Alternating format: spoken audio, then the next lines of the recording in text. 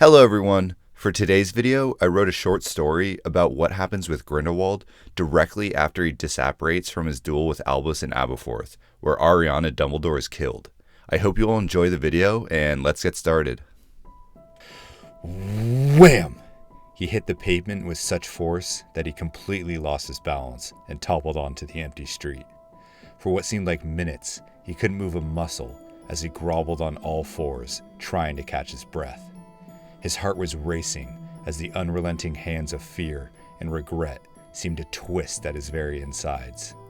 His mind was filled with so many emotions, it was as if each one was a swirling color in his head, trying to paint the picture of the scene he had just left, but for some reason, he could not. Then his mind seemed to finally link back with his body, and he lifted his head from the pavement. He did not quite recognize the town that he had apparated into, but something about the surrounding snow-capped mountains seemed to calm his nerves. As he stood up, he noticed that his hands left stains on the street. He turned over his wand hand without truly knowing if he wanted to see what came next. As he opened the palm of his hand, he saw that it was covered in blood. He began to run. He did not know where, but he needed to find something familiar, something that reminded him of who he was. These feelings of fear, lack of control, and powerlessness were all new to him, and he felt like the only way to get rid of these feelings was to run away from them. But as soon as he turned a corner, he tripped and almost landed face first into a shop window.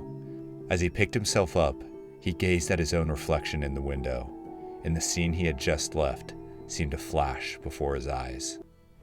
There were three boys, yelling indistinguishable nonsense at each other, while a little girl cried alone in the corner.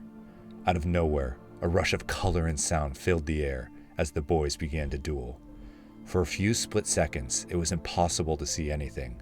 But then, just as suddenly as it had started, the dueling ended, and there, lying on the floor, was the body of the lifeless little girl. To her left stood the only boy he had ever loved, and for a second that held an eternity, their eyes met. And he had never seen so much pain in those piercing blue eyes. Then the scene dissolved, and he found himself back in front of the shop, staring at his blood-soaked hands. Could he really have done it? He thought to himself. Could he have killed little Ariana? Could he have caused the pain he saw in Albus's eyes? Those piercing blue eyes that for the first time in his life made him feel as though he was no longer alone in this world. He then looked back at his reflection in the window, and was not surprised to see a tear slowly rolling down his face. That tear contained a single memory that held more emotion than the rest of his life combined. His eyes were then drawn to the symbol he wore around his neck, the one that had a vertical line and circle enclosed by a triangle. "For the greater good," he whispered to himself as he touched the necklace. The symbol seemed to transport Grindelwald back into his body. "It's for the greater good," he said to himself as he wiped the tear from his cheek. "And if Albus can't see that, then he does not possess the necessary qualities to make the hard choices that will lead wizard kind to glory. And who is Abeforth to question me? Abeforth with his simple mind and lack of vision. It was his fault that his sister lay dead at this very moment. Abeforth stood in the way of the greater good. And if anyone should do this, they will have to face the consequences. And if Albus does not wish to continue on our path to glory, then fine. I will take the hollows for myself. Then, maybe I'll bring back his precious Ariana," he thought to himself. But first, the Elder Wand. Yes, that is the most important hollow. I must track that down first. And with the turn of his cloak and a loud crack, he was gone.